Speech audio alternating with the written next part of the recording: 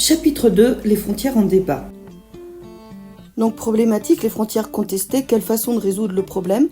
Guerre, tensions, négociations et traités? On va voir deux exemples, la frontière germano-polonaise, la ligne Oder-Neiße, Oder étant un fleuve, la Neiße étant son affluent, et le droit de la mer, qui est le résultat d'une négociation internationale. Grand A, la frontière germano-polonaise.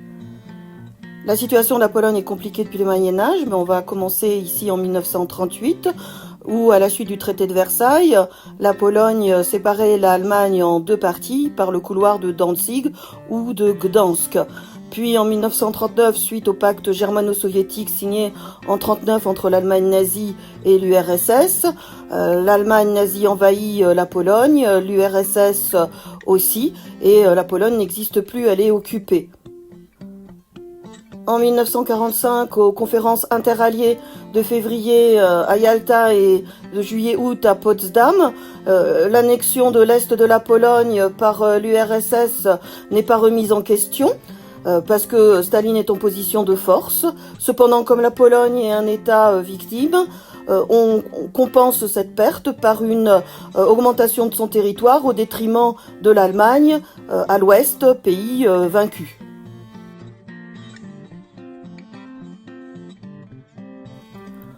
On voit bien ici en hachure diagonale à l'est les territoires polonais perdus au profit de l'URSS en 1945 suite au pacte germano-soviétique et en hachure horizontale les territoires recouvrés par la Pologne en 1945. Au nord, c'est une partie de la Prusse orientale et à l'ouest, donc, c'est une partie du territoire allemand, pays agresseur. Cette carte résume donc la situation. On se situe dans un contexte de gains territoriaux pour l'URSS en position de force. On voit bien ici à l'ouest la ligne Oder et son affluent, la Neiße. C'est la nouvelle frontière germano-polonaise et à l'époque la frontière entre la Pologne et la zone soviétique qui va devenir la RDA en 1949. Donc cette frontière est le résultat des discussions aux conférences interalliées de Yalta à février 45 et de Potsdam en juillet-août 45. La frontière occidentale de la Pologne est fixée de façon provisoire, mais la guerre froide qui arrive en 1947 met fin à toutes les discussions entre l'URSS et ses anciens alliés, et du coup la frontière devient figée sans qu'il y ait de traité de paix. Ce n'est qu'entre 1970 et 1972 que commence l'Ostpolitik, une politique de rapprochement avec la RDA menée par le chancelier allemand socialiste Willy Brandt, ici à gauche.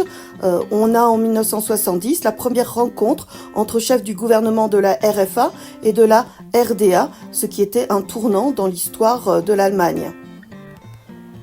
Après cette reconnaissance de la RDA par la RFA, il faut attendre la chute du mur en 1989 pour que soit signé le traité de Moscou entre les deux Allemagnes et les anciens alliés pour transformer cette frontière germano-polonaise de frontière provisoire en frontière définitive. Donc on peut dire que ce traité referme diplomatiquement la Seconde Guerre mondiale.